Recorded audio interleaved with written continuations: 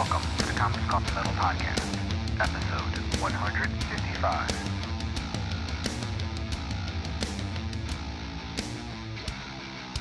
Greetings and welcome to the Comics Coffee Metal Podcast. I'm your host, Don Cardenas, and today I'm joined by, I think, the third time this guest has been on. Either way, it's been far too many times, too less times for them to have been on, and that is the great Tyrell Cannon. Tyrell, thanks for coming back on. Thanks for having me. Great to be back. I definitely enjoy getting to chat with you. It seems like we see each other on the podcast and at shows, and so it's like we always get to catch up and hang out. And, your show is one of my go-tos for while I'm working. So I was like, I got to get on there.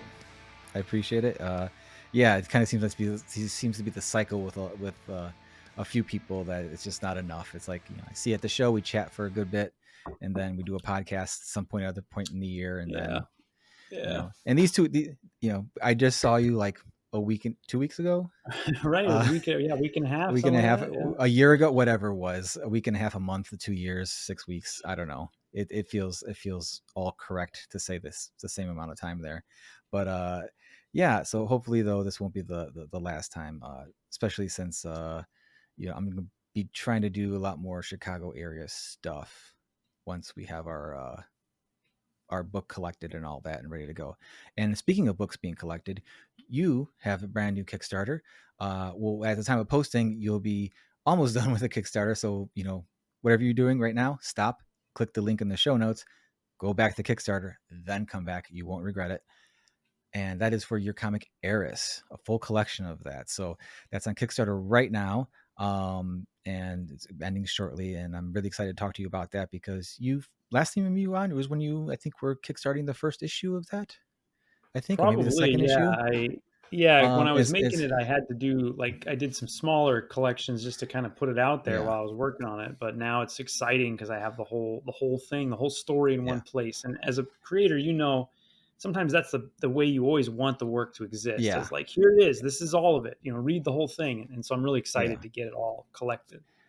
And, I was fortunate enough to receive a preview copy, a reader copy, PDF of the collection. And, as usual, it's just gorgeously violent and kinetic and just full of just amazing colors, and just the action scenes. And again, the violence, so much violence, but a lot.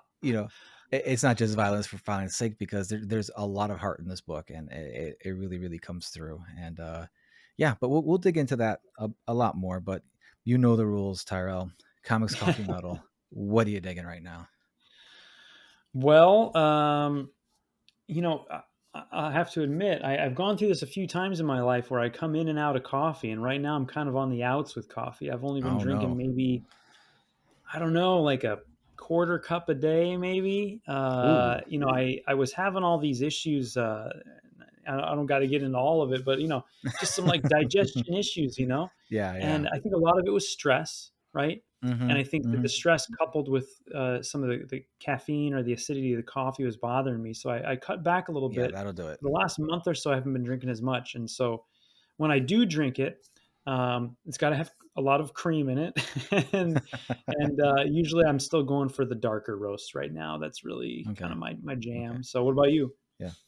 I've mentioned a little bit on a couple of previous episodes, but I've actually kind of cut back my coffee a bit too. Not because it was causing me any problems. It's just because since I've been going to the gym early in the morning, I've started taking a pre-workout drink. Okay, yeah. And that has I started with just trying a cup of coffee a half hour before I worked out. I'm like, well, the caffeine felt like it really helped, just kind of wake me up a bit. I'm not benching something and then in between I'm like,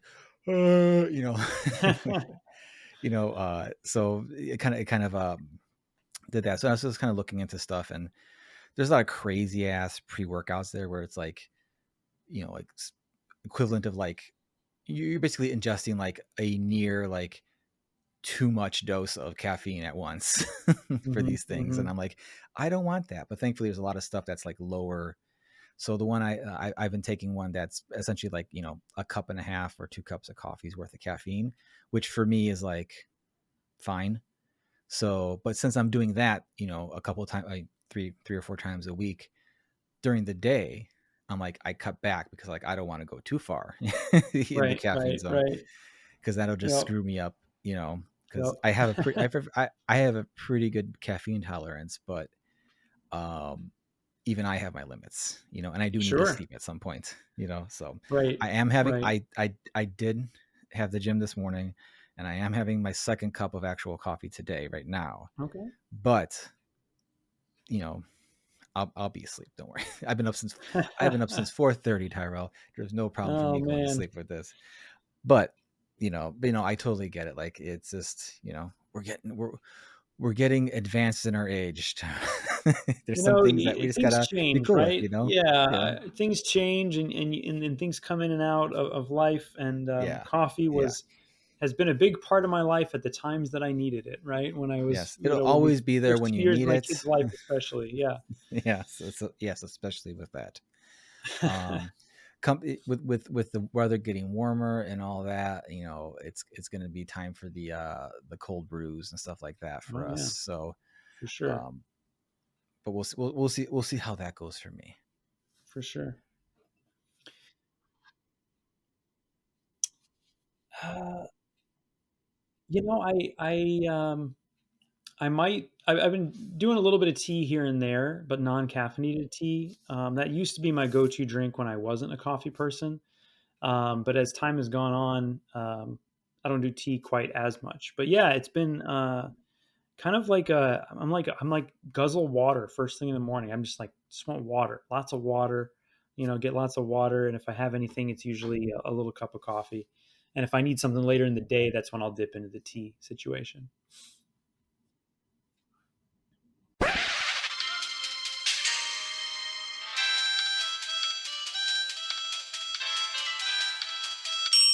Well, no podcast is complete without technical difficulties.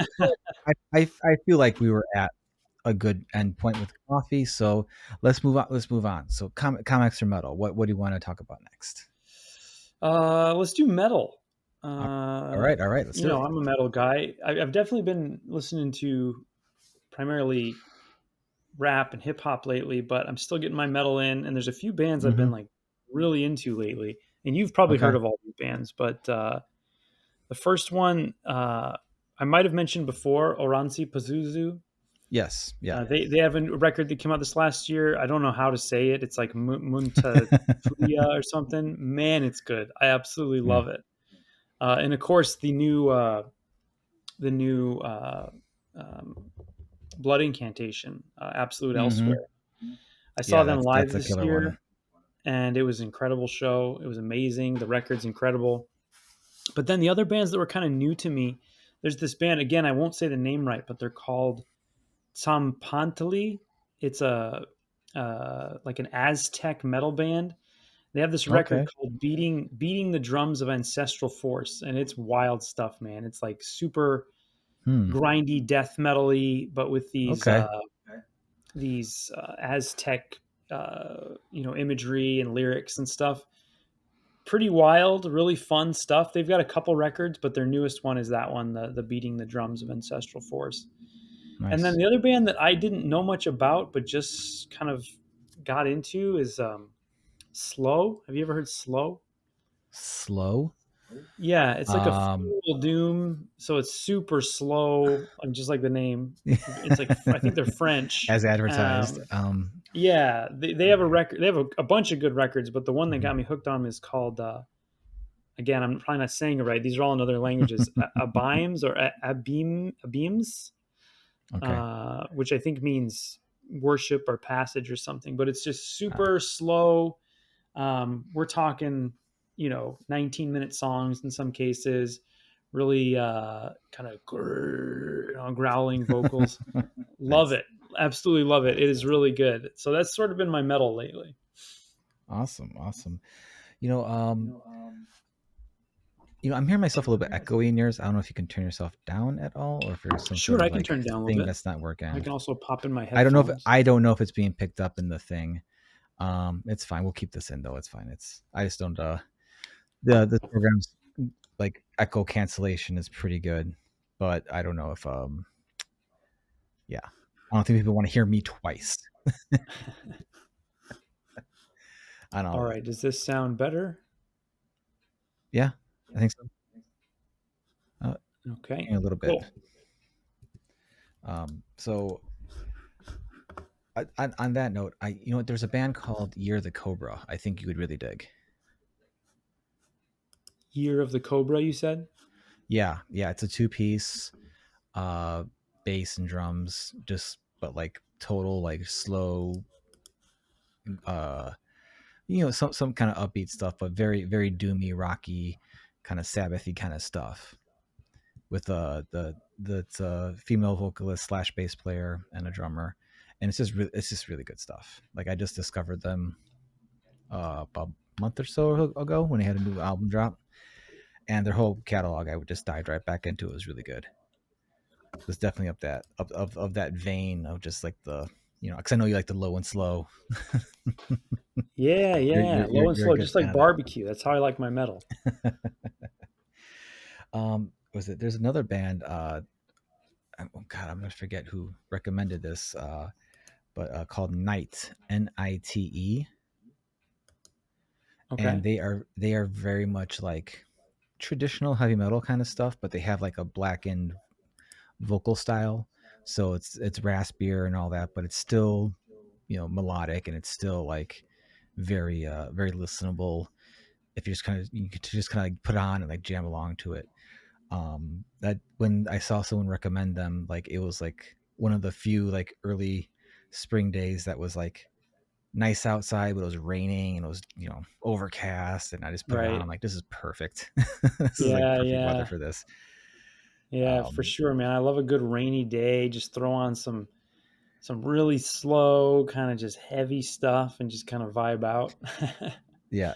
And I was putting together some stuff I thought you would dig. And then there's another one called a band called Deathless Legacy. Okay, that sounds familiar. Legacy. Damnatio Eterna is the name of their album, and it's what you expect it to be, just full on Sabbathy, just stoner style, just like, but also, if I recall correctly, it's been a minute since I listened to it, and I forgot to double check before, but if I recall correctly, it has like a lot of like death metal influence as well and stuff like that. So it's not just another Sabbath type band. Sure. Not that there's anything wrong with Sabbath clones, but yeah, it's nice when they add a little something else. No. But yeah, I think that if you check out any of them, Year of the Cobra, I think is the one that will probably hit the most with you, for sure. Okay, cool. I'll check that one out. I'm always looking for new music. I love music. I listen to music all the time. I listen to it while I work. I listen to it while I'm walking. I listen to it in the car. Yeah, and I've been really trying to do that myself. I will say that I prefer to listen to whole albums, more than I used to. If I can sit down and just listen to something start to finish, like that's my preference. And metal tends to be better for that. I feel like when you're listening to pop or punk or a lot of other genres, there's a lot of ups and downs of like the hit songs and everything else, but metal albums still kind of have that whole album feel of an arc that's going on. For sure. Yeah, I know. I get that totally. Like again with spring coming and all that, and I do a lot of walking with going to get my kids from school and all that. So I try to pop in the earpods just to take in as much music as possible these days, just because it was something I felt like I was getting away from quite a bit. And I'm like, this, why? I love this stuff, and it really became like me just looking for new music to put on like a gym playlist, as opposed to like just looking for some new music just to fucking enjoy. Right. And since my spring and my summer will be full of like outside lawn yard projects, like I'm definitely looking forward to just jamming out with a bunch of albums. And thankfully my son, who's usually my partner in crime now with building things and doing stuff in the yard, he's gotten pretty accustomed to daddy's music. He likes to call it Godzilla music. Nice. Because of the roaring and all that.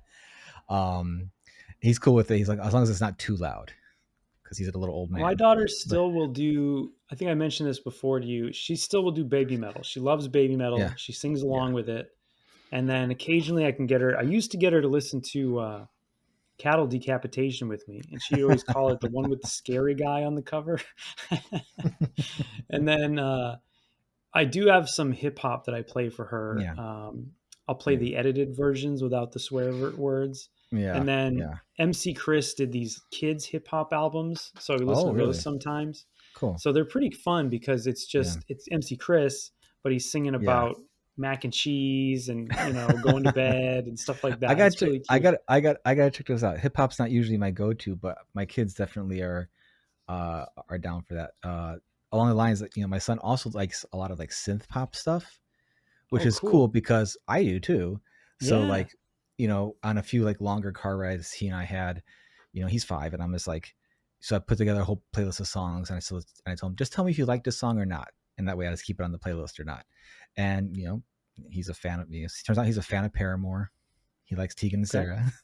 He Okay. likes Sleeper Agent, which is a band that disbanded, but I feel like they have a really great like synth pop album. I think this is so underrated. Um, and then just the usual smattering of other kind of things. Though he is kind of obsessed with that Bruno Mars Rose song, Oh, right. APT. Yeah. Yeah, yeah, yeah. So yeah, I've heard it around. he's well because I guess he caught wind of it when like mom's scrolling videos or whatever, and they're using it as the song or whatever. But I'll just catch him like walking through the house going I'm like okay.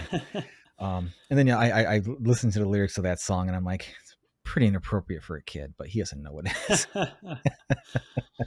It's the words aren't bad. It's just the implication of what they're doing Sure. is inappropriate for him. But anyway, but yeah, so I'm definitely looking forward to like just jamming some more.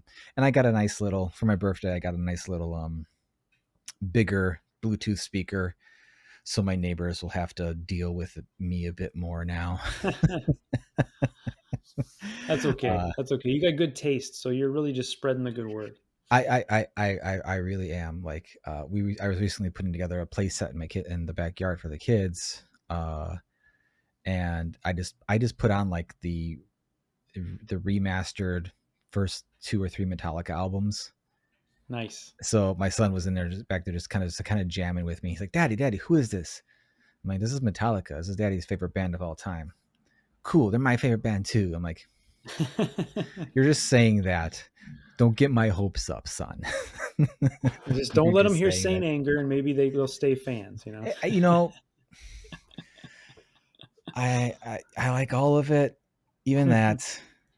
That's okay. Not all of it are gems, but there's some stuff. There's some stuff there. But before I embarrass myself with my appreciation for that album, comics. What comics have you been Yes, digging lately? comics. Well, I've mentioned this, I think, before. Yeah, sometimes when you're drawing comics, you're less able Hmm. to maybe read them as much. It's weird because I feel like I look at comics more than ever, but Yeah. it's studying and it's learning and it's so honestly, my pull has been pretty short lately. I've been reading The Moon is Following Us, of course. I got to read Yeah. Dan and Riley, and it's a really fun book. And I've been reading Absolute Batman because everyone is, Hmm. but I love Nick Dragata, and so that got me into it. But the writing is pretty cool too.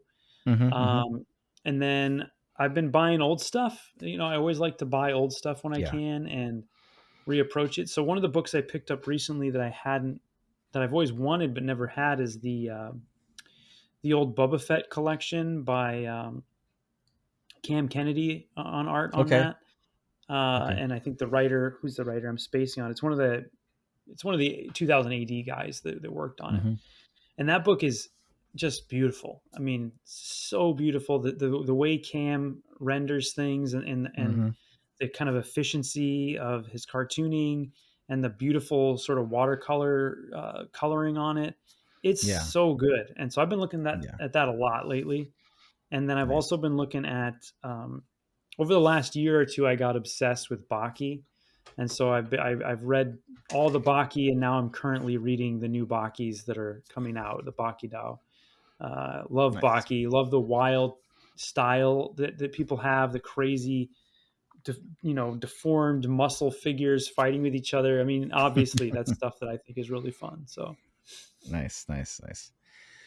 As I mentioned earlier, like we spoke not too long ago at C2E2, and at C2E2, I was able to like pick up actually a few books that I've been I'd just been either wanting to get, or I just happened to come across literally like the day before from people sharing other artists and all that. And I immediately have to shout out because I've started digging into this because I've read the series, but it's been a few years. And with the TV show coming out later this year, I got to support the boys, Celia and Norton, oh hey, yeah. revival. And I didn't when I realize went to they had go, a whole compendium or whatever out. That's yes, awesome. I've been waiting for this thing, and it's a beast. It's a beast. It's gorgeous because Mike's art is amazing, and That's I definitely, I think, my favorite stuff that Mike's done is in that book. yeah, and it's just I went to get it from Mike. I'm like here. I'm like I need one of these, and he like slaps it in my hands, and then I got to carry it around for several hours, and It's a really Bible. put really put my gym experience to the test there. And then of course, speaking of supporting the boys, I had to support Bob France, Kevin Cuff, and Kelly Williams, and pick up Skeeters. Right. I I read meant to grab from that when I Mad was there. Cave. It looks so cool. I read the single. I've read. I think I read the first 2 or 3 issues, but I never finished it. And Kelly had the trade on there, and it's Kelly Williams. Kelly Kelly's the awesome, buddy, man. Kelly's art and is so good. but it's just, yeah, he's a stellar. And this book is like the best like B 80s horror monster movie that you've never seen. It is amazing. It's like on par with like you know Critters or something like that, with like Right. it's not like, oh, it's 80s, it's cheesy and bad. Like, no, it's just got that vibe, that feel of like, Yeah. there's some fucked up shit here, like, and it's Yeah, just that's it's funny you mentioned that because another book just came out from my buddy Ryan Lee that's very similar in that regard, yes, that it kind of feels like yes, an 80s movie, Goobers. It feels almost like yes, Critters or Gremlins or something, and it's got that yes, wild art. That one's really yes, cool too. I think Vault put that out and Ryan Lee does the art on it. yeah. It's really cool. I mean, not a comic, but speaking of Ryan Lee, I had to pick up his little stinkers. Mm, uh nice. Yeah, Ryan Lee's like book is great. whenever a bud's got a sketchbook or a collection, like Yep. I gotta pick it up. I have a whole shelf of it. Like, I just love looking through this stuff because Ryan draws like the craziest animals and monsters that like are just super unique, and the Oh yeah. forms he Nobody uses and draws like his Ryan Lee. rendering. He Yeah. drew a thing for me for Eris actually at the show, which Oh, is pretty sweet. cool. Nice. So I have some Ryan Lee original art. Yeah, I Nice. mean, I love his stuff has that hyper rendered feeling, but it still Yeah, yeah, maintains yeah. its cartooniness and its sort Yeah, of yeah. expressiveness. It's so rare. Yeah, it feels like, like you took Todd McFarlane and Scotty Young and you mashed them together, and you Yeah, like yeah, dipped yeah, and you just like dipped them in a vat of grit. And it's just like you yeah. pull it out, and you add some glitter and some charm to it, and boom, you got that. But yeah, Ryan's awesome, not only as a person but as an artist. And I don't mean this to become like, oh, I'm touring through the shit I bought at C2E2, but Do it, man. That's this what I did it's last stuff I've week. been reading, man. And of course, Blacksmith from Eric Oh, Palicki, cool. and Wendell Cavalcanti from Ahoy Comics. Really good supernatural type of supernatural meets not supernatural the show, but like supernatural meets Private Eye meets mystery. It's just great stuff. Eric's an Very amazing cool. writer and very underrated. And they have 2 volumes of that. So like but I never bought the collection for the first one, so I had to correct that.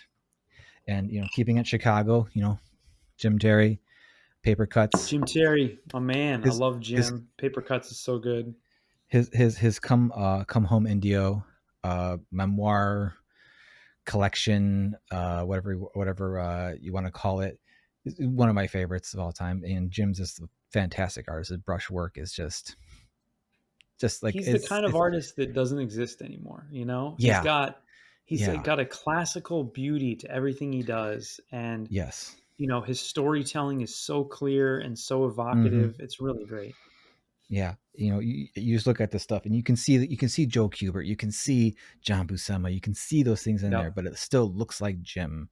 Right. And it's yeah, he's one of those rare talents that is just amazing. And I am angered by the fact that he's just not just sitting on a pile of cash, because his stuff is just so evocative. And I'm glad he's doing the stuff he wants to do, and getting Yeah, man, Paper Cuts and Come Home and doing the Indio, messages that's he I wants mean, to do.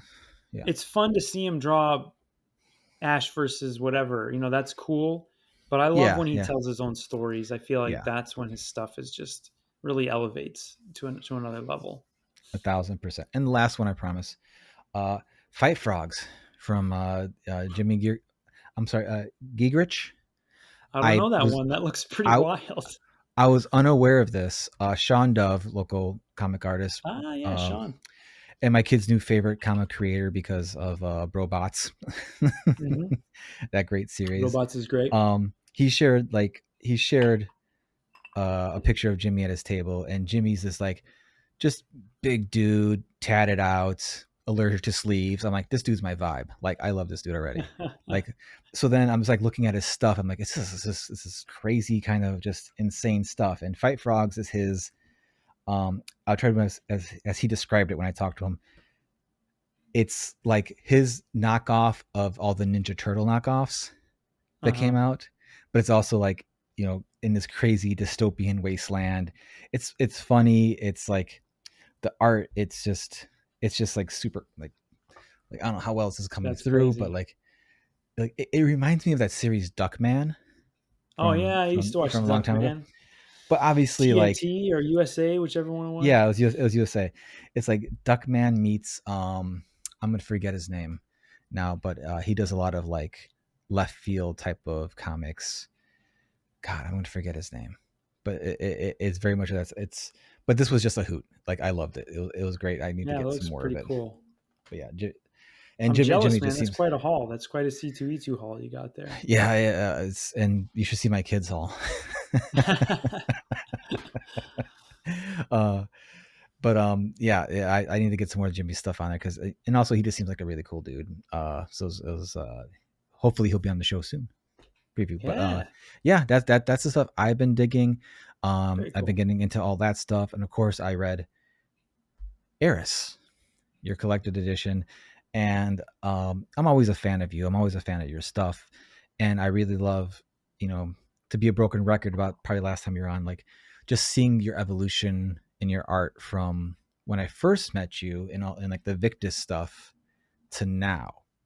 It feels like such a crazy shift, because but it feels like this stuff feel like it just feels like you. So when I like, if I think of like Tyrell, I think of like that's of the style you have now, and like just this, you know, huge kinetic amount of energy, and just like dynamic movement, and just like every like nothing seems still on the page, you know, Mm, um, mm, except when you are definitely intending it to be. But everything seems to be like living and breathing and moving, and I really like how your colors kind of complement your line work as well, because I feel like, as someone who colors himself too, I feel like we see it differently. Like, hmm. if Yeah, someone for who is like sure. much more hyper rendered colored your stuff, and has beef bros, Right. it looks it looks amazing in its own right in that way. Like, it's just crazy.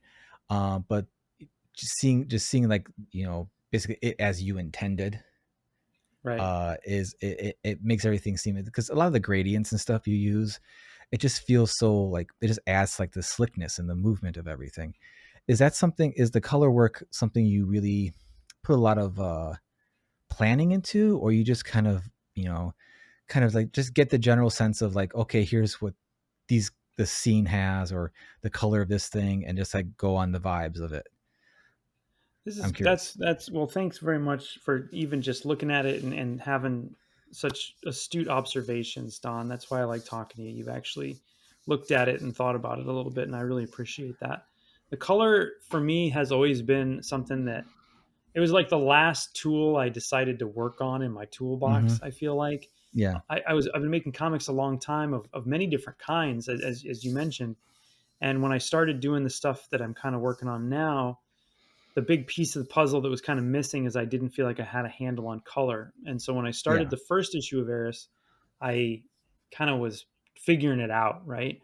Hmm. And I recolored that one, after I was originally posting them online for free, and then when I collected it for Kickstarter, I recolored it, and I had a friend of mine, Addison, come over and give me some pointers, and I started watching some of Kurt Michael Russell stuff, and I just kind of tried to Hmm. learn a little bit more, and then in the process of that too, try to find my own style. And so that first chapter was a lot of learning, and then Hmm. when I got to chapter 2, I came into it, when I was working on the line art, I had a lot of ideas about the color before I even started working on the line Okay. art, right? So Yeah. as I was thumbnailing it and penciling it and inking it, I already had these ideas of what the color could look like and what kind of tricks and tools I wanted to use. And so that's when I started exploring, um, like color holds. I use a lot of color holds and using a Hmm. lot of things like gradients and textures instead of rendering everything out all the time. And I tend to try to color a little more shapy than a lot of modern colorists do. I kind of want my stuff to look. I think when I was working on the second issue, I was thinking, what if Barry Windsor Smith started coloring comics like when Photoshop had already been invented, or better yet, when I Procreate had already been invented? So Yeah, those yeah. blocky shapes that kind of overlap and stuff, but with some sharpness to it and some cleanness to it, some shine to it Hmm. that you kind of get from 90s stuff. So like, what if you Yes, get I like Barry Windsor Smith, colored by, coloring with the tools of 90s Image Comics or something. yes, yes. Um, and so Exact then that when I got Yeah. to the third chapter, it felt like I had a better grasp on how to do it. And I was able to sort of carry out some of the color themes that I had placed earlier in. So even in the first issue, I thought about different themes that colors could represent. And then I wanted Hmm. each chapter and each sort of situation and planet they go to have a different vibe to it. And so each issue has a sort of a different color scheme. Like the second issue, for example, it's kind of candy colored. There's like these oranges and yellows, but then pinks in there and purples in there Hmm. too, and it feels almost Willy Wonka-ish. And then by the time you get to the third issue, the planets, you cool down a little bit with some blues and some like lighter purples and some pastels. um, and so, yeah, I mean, I definitely had ideas about the color. And one of the nice things when you're coloring yourself is there's things you can do that maybe I wouldn't do with another colorist. And that's not to Hmm. say they're not good. It's just, sometimes when you're only doing the line art, you want the line art to work regardless of who's Yeah. coloring it. And so there's things I might do to really sell something that when I know I'm coloring myself, I can be like, you know what? This would be really cool if I did this in color instead of in line. Or if I Hmm. know Hmm. this splatter is going to be a color hold, I'll go ahead and do it separately, right? Yeah, And so, yeah. yeah, I mean, I definitely feel like I was trying to work on that skill and develop that skill. And coloring yourself is it's great, but it's also after writing it, thumbnailing it, penciling it, Yeah, inking it, and then you're like, especially when you've seen the third chapter, especially some of the pages on yeah. the third chapter, when I got to Yeah, coloring them, I was like, oh my gosh, like what did I do to myself? Like, yeah, there's why did I give myself so many naked bodies to color? And so, and the other thing that happened too is that as I have worked with other colorists like Raciel on Beef Bros and Mike Spicer on the Schlub, I learned a lot just by seeing how they colored my work. Right, like I Mhm, started Eris, and that was before anybody had worked with me on colors. And then before the second issue of Eris, I worked with Fico and Raciel, and I learned a lot from that. yeah, And then between the second issue and the third issue, I worked with Mike on the Schlub, and I learned tons from seeing how Mike colored my stuff because Mike mhm, is a genius. And I just thought, I'm going to steal this and steal this and yeah, steal this. yeah, And so for sure. it's been nice to kind of, especially with the third issue, to come back to coloring my own stuff again. And so I'm glad that stood out to you because that's the thing I'm probably the most sort of self conscious about because I've been doing it a lot less time than I've been doing, say, the inks. No, and I've been pulling up the PDF and scrolling through it because I wanted to bring up how like there's so much of it that gives me that 90s, like when color separations were first happening, and like when basically when Marvel bought Malibu for their coloring, and like Right. seeing like how that affected and how that looked and just how the gradients looked and all that, completely the vibe. And you mentioned, you have a lot of color holds, and I'm like, does he? I'm like, you do, but they're like, they mesh in so well with the vibe. You don't really notice that it's like it's a hold. And I may be wrong, but it feels like, there's a good bit of them that are very subtle too.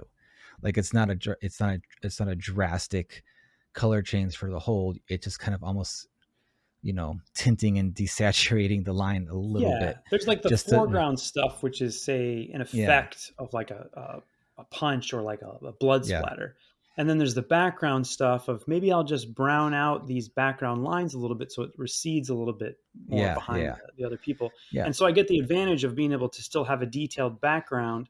But since I Mm-hmm. know I'm coloring it and I know I can stick a hold on it, I know it's still going to read as with depth. Whereas Yeah, if I was yeah, working with another colorist, rather than having to tell them to do that all the time, I would probably just yeah, draw the background differently, right? yeah, yeah. And I liked hearing you talk about, I appreciated you here talk about like how you just, since you're coloring yourself, you're thinking differently, and you're like, you know what, maybe I don't have to draw this now. I'm going to draw this. I'll do this in the colors and all that. Right. Because, and some of the resources you mentioned, like K. Michael Russell, fantastic resource. I'm constantly going back to like, how do I do this again? How do I do this again? Because, you know, I I love coloring, but I don't do it often enough to where like it stays in working memory in my brain a lot of a lot of the stuff. Yeah. Now it does, quite a bit of it does, because it's been trying to do it more and more and more. And it's just, yeah, it is interesting to see how you color yourself as an artist versus how someone else would choose to color you. Because I've had someone super detailed and rendered color me, and I'm like, this looks great. A lot of work. Like, I don't think I'd be cut out for that. And then stuff like Evie and the Helsings were with Jason Millay, and there's definitely stuff where it's not flat by any means, but it's much less. It's more just like vibe based. Like he's not afraid to like wash a panel and a color, and that kind of be it.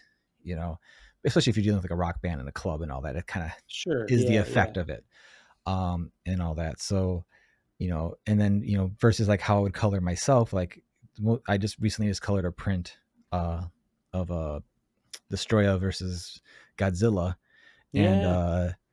I just kind of realized halfway through where I'm like, I like just like piling on textures and all these and gradient maps and all these other things and just like carving away.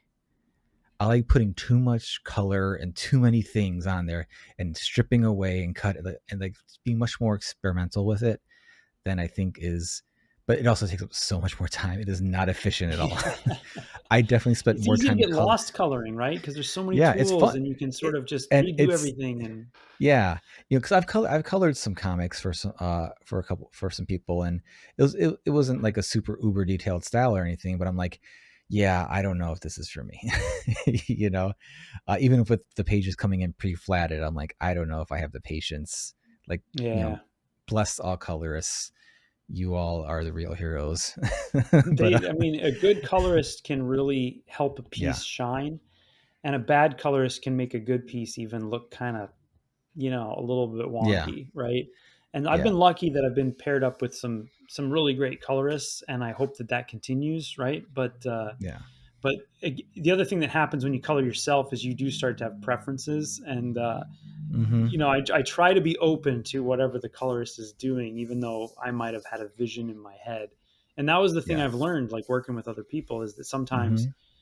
other people might have, other people bring ideas too, and if you're open to them, a lot of times they'll be better than what you had in mind, or maybe the Yeah. thing you figured out doesn't work when you look at the whole context of the whole piece, right? Like maybe I Yes. draw a Yes. Yes. page, and on that one page I think of an orange over here and a blue over here, but I'm Mm-hmm. not thinking about the whole issue the way a colorist might Yeah. be. And Yeah. so Exactly. it's really been a fun thing to play with, and something that I was scared about for a long time. And once the tools got a little bit easier, honestly, Mm-hmm. like I didn't like coloring until I could do it on an iPad. That's when I Yeah. really started to like doing it. Yeah. And it's made a Same. huge difference in my ability to actually do that work. Yeah. You mentioned Procreate, so that's your program of choice for coloring, Yeah, I mean, or if you look at ERIS especially, or any of the covers I've done recently, almost 99% of that is done in Procreate with all out of the box tools. I don't even really download any Mhm. brushes or anything. I'll bring it into Photoshop at the end and sort of, if I feel like I need to Mhm. adjust something or something Yeah. like that. But yeah, man, I'm like Mhm. Procreate guy. I love it. I think it's great. I love the value of it. And I think that Oh yeah. it's It's like, it's the perfect kind of tool. It's got just enough stuff that if you know what you're doing, you can get great results from it, right?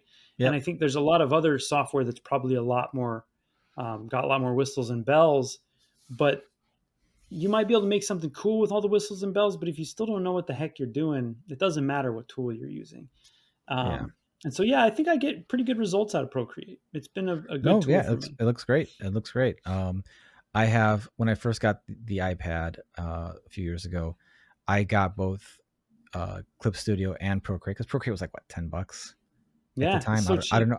I don't know what time. I don't know how much it is now, but I don't think it's much cheaper.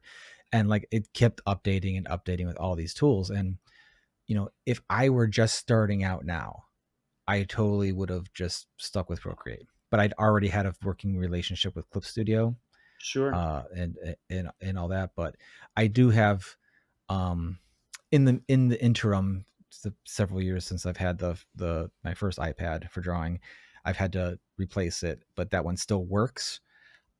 So aside from just being like a general media machine, like I still have Procreate on there because it's Sure. such a fun thing just to sketch in. It's Yeah. so easy just to go boom, got a whole screen, everything hides away. Like Clip Studio, it's a workspace. It's it can get a little Yeah. cluttered sometimes. Um, I am terrible at hoarding digital brushes or making them. I have made quite a few brushes, but mainly for stuff like I do this a lot, so let me make a brush for it to be more efficient. Yeah. But Right. Efficiency for sure. yeah, and some a lot of the brushes I download are really good for just like I recently got I'll sing their praises to forever, but Jason Piperberg, amazing artist, has these really great dry brushes, um, and they're just so awesome for like background textures or when I'm coloring. Like I cannot recommend them enough if you're looking into some Clip Studio brush. I don't know if he does. I don't know if he's made them for Procreate as well, but yeah, they're really great. But yeah, so it's funny to hear like you just use all out of the box stuff. Meanwhile, I got like Everybody's digital different, hoarding up to right? well, And I'll I I adjust things, right? I'll I take am those a tools and digital I'll hoarder. I am a digital hoarder that's because okay. And I it's not when I just used to be brushes. Yeah. coloring in Photoshop more, I was using a lot of brushes. I was Yeah. especially at the Kyle Webster stuff, which a lot of that's Yeah. just Yeah. in there now, which is great. And Yeah. then, with Procreate, between just adjusting things like the size and the opacity, I feel like I'm getting a lot of variance. And then the other Oh advantage yeah. is when you're coloring yourself and like me and you work on paper, if I do want some cool textures, I can do it on paper and then Mm-hmm. just color Boom. hold on top of that. And I've got a nice dry brush that from my real Yeah. dry brush, or I've got a nice Yeah. splatter from like a real splatter.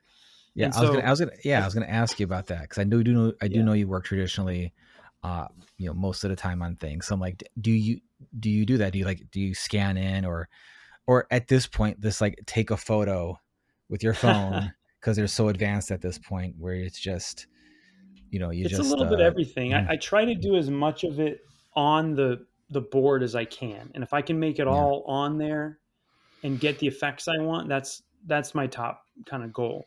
But there's times when I want to maybe do a crazy splatter pattern or something that it just is less risk and easier in the post Mm-hmm. production and the coloring phase if I do it on a separate piece of paper. For example, there's a big battle in Eris Chapter 3, and Yeah. there's all these bodies, and I have shapes that I drew of blood, you know, with outlines, and I color those in. But then on top of that, on this 2-page spread, I took some separate paper and I did some splatters across it so that I could Mm-hmm. scan those separately and move them around and kind of play with their opacity a little bit to get that. And then on top of that, I used some brushes that had specks and splatters to kind of Mm-hmm. enhance it a little bit. So Nice, I nice. try to use a little bit from each step of the process that I can, and so that it that also I think adds to it having a unique feeling. Whereas Mm-hmm.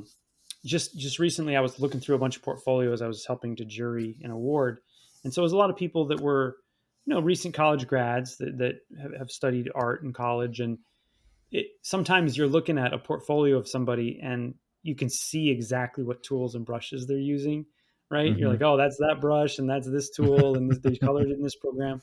And Yeah. I never want my stuff to feel as much like that, right? I think it's nice to sort of insert your own little idiosyncrasies into the process, whether it be Yeah. that you create all your own spreads here, or you only use this crayon texture that you made yourself, or whatever it is. Just something that kind of gives your own little bit of stamp in each step of the way. Mm-hmm. No, 1,000%. For like Evie and the Helsings, even though I used it in the first issue, especially, I used, some of the uh in the box Clip Studio hatching for like the background texture stuff, because I feel like too, because it's not part of the full process. Like I feel like too trepidatious about like just leaving a background blank, period. So I have to do like something in there. Um and but as the issue went on, I'm like, I feel like, again, you could tell this was done in Clip Studio. You could tell like, oh, that's the Clip Studio crosshatch brush, Right. for that background right there. So what I did was, one of the characters, he has like a leopard print, cheetah print type top. So I had drawn, that, and made that into like a little like a stamp brush, so that way I can Oh, just like okay. boom, pop it on. But then I tweaked it a bit and I just made it like its own like background hatching brush, because then you lay it on the background and then you set it to like an eraser effect. So then you can like chip away at it Okay. with different sizes of the pattern and stuff like that. Yeah, And yeah. it gives its so it's like, this like, 80s, early 90s influenced rock band backgrounds are like this cheetah print, so Right. it feels more appropriate for the book and all that. And it Well, and feels like sometimes a, doing yeah, what you did there, just like taking two tools and using them for addition and subtraction on top of each other, yeah, you get something yeah, that's unique and that looks yeah, different. The last thing I yeah, ever want is for it to just look yeah, like, oh, that's the airbrush, or yeah, you yeah. want it to have a little it, it, something extra. it definitely harkens back to like my tendency to just to like to carve away at things, and it's even true with, which is why, like, when I do work traditionally, I'm finding it harder and harder to like focus. Not harder. It's becoming more like a different set of way of thinking I have to do, because I've gotten accustomed to just being able to like lay down a ton of black that's not going to, like, I can just erase away and chip at and like Yeah, subtract yeah. from and do that. But to do that on a board would be so damn tedious, because the thing, you have to wait for things to dry, you have to do all this. So I'm gonna, I do have a promise to myself to just get back to doing more traditional drawing, just for fun, for myself, but also to start like really, you know, messing with that, and screen tone, because I have all this screen tone I've purchased over the years. When I'm like, I'm going to get into screen tone, I can't find my screen tone. Let me buy another couple packs. And then I have all the screen tone now that I'm finally somewhat organized. I'm like, well, I guess I got to use this now. So, and that kind of becomes the carving away of things and putting things Yeah. on. And, I That's did the that on part a, that I enjoy, right? Like yeah, I think that yeah, the working tactile digital is nature of it. fine and Yeah. everything, and that you can get great results with it. And I do a lot of things digitally. I do my thumbnails digitally, I color Yeah. digitally. But the thing that I like doing is drawing on paper. Like Yes. that's the Yeah. thing that I wanted to, that's the whole reason I wanted to do this, is because my Yes. favorite thing to do in the life is to draw on paper. And Yeah. so I try to keep as much of that in the process as I can, knowing full Hmm. well that the digital tools are there for a reason and they can be really enhance Yeah. the work. But if I Yeah. can Efficiency is spend more efficiency, time on paper than on the computer, I'm a happy camper. Yeah. Yeah. I'm definitely trying to strike a better balance with that. Like, like I've been doing some covers traditionally, and I the Godzilla versus Destroya piece I did. It's for actually by the time this comes out, it may have already happened, but on May 3rd, I'll be at Challengers Comics, Free Comic Book Day, Free Comic Book Night. I'll be Yeah. at Challengers Comics and Seventh Corner Gallery with their villains, chilling like a villain art show. So I did that piece for that, and I popped out the screen tone for that. I'm like, I'm just having fun. So much fun. It was so much fun because I'm just like laying down splatter and white ink Mm-hmm. and just like getting all nasty with it. My hands are filthy. I'm like, ah, yes, this. And I love drawing on my iPad. Don't get me wrong, because I can get so much shit done so much faster that way. Yeah. But it's nice to be reminded that like Yeah. Yeah. this is the real fun, man. Like this is the stuff that makes brain go burr, like Yep. yes, this is what I like. Yep. So yeah, it's definitely trying to do that. And especially as now, again, my kids are older, they like drawing. So I'm like, and they've gotten away from like making me draw whatever they're drawing. So I can just draw, we Yeah. can just Yeah. draw together, and I don't have to draw whatever rando characters they're obsessed with at the moment, and I can draw whatever random character I'm obsessed with at the moment instead. So, Definitely.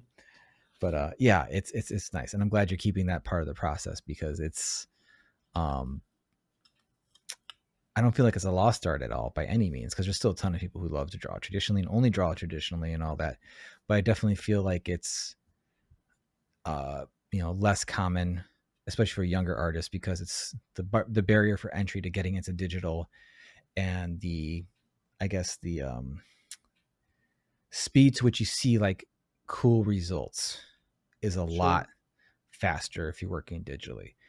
Fair, I get it. I'm like that with music. Like there's so many great music tools now that I can, people can put out essentially songs indistinguishable from 10,000, multi-thousand $1 million studios putting out on the radio, in their bedroom, because the tools are there to do that. So I don't know what my point was.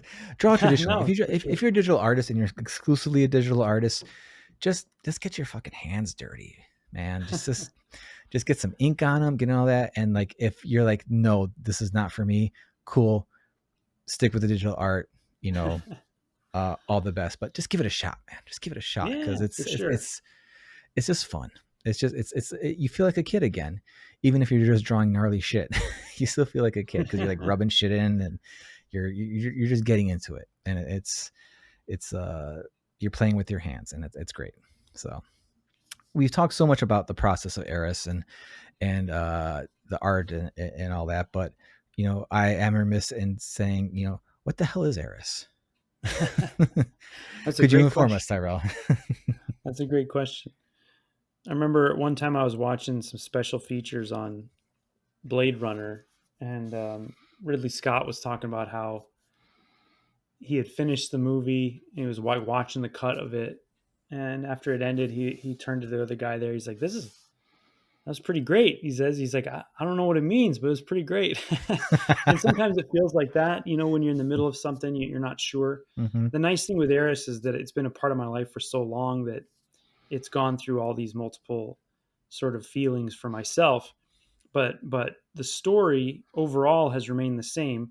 We left some room for things to change towards the end, just because I Yeah. like to leave a little bit of room because I think projects evolve as they go. But the general concept of Eris has always been the same, and it's about um, power and violence, and how people inflict their violence on people to maintain their power, to gain more power. And it's told in the framework of this far off, or maybe not so far off, future where the whole of planet Earth and all of its surrounding territories are ruled by the Archon Circle, which is sort of this collection of cryogenically frozen powerful people from the past, right? Bankers and Mm-hmm. aristocrats and technocrats and things like that. And they have this special operations team called the ERIS Vanguard, and they control the population of Earth and enhance their soldiers with this mysterious substance called root. And the ERIS Vanguard is on a mission to the edge of the galaxy to secure the source of root and eliminate a rogue agent. It's sort of got an Apocalypse Now vibe, but in space. They're on a mission to the edge of the universe to get this defector and bring back this power so that the Archon Circle can continue to control all of humanity with it. And along the journey, the youngest member of the Vanguard, Jubal, is plagued by these strange dreams, and it affects his feelings about how he engages as part of this group of violent individuals that are upholding the will of this evil overseer group. And so the whole thing is kind of about power and about one person's change from the inside of that power structure, and how that affects them, and where they go from there. And there's tons of fights in it. There's lots of big, muscly, naked guys in it. There's lots of creepy looking weirdos and crazy spaceships and goopy travel. And I think it's a pretty fun time. But at the heart of it, it feels like it's about power and those with power and those without power, and communities built around worship of power. Yeah. Yes. That's the long-winded version. It's like I used to always just say whatever's popular. It's like Invincible. It's like Invincible. Whatever's popular, it's like that. Everything you said, it does come through in the book, but it's told, and again, like this strange mix of like just these sleek Vanguard, ERIS Vanguard people, all, picturesque, heroic, type physiques and stuff. And then there's just like just nasty, grimy settings, and just the sheer violence of everything, and just the juxtaposition of that.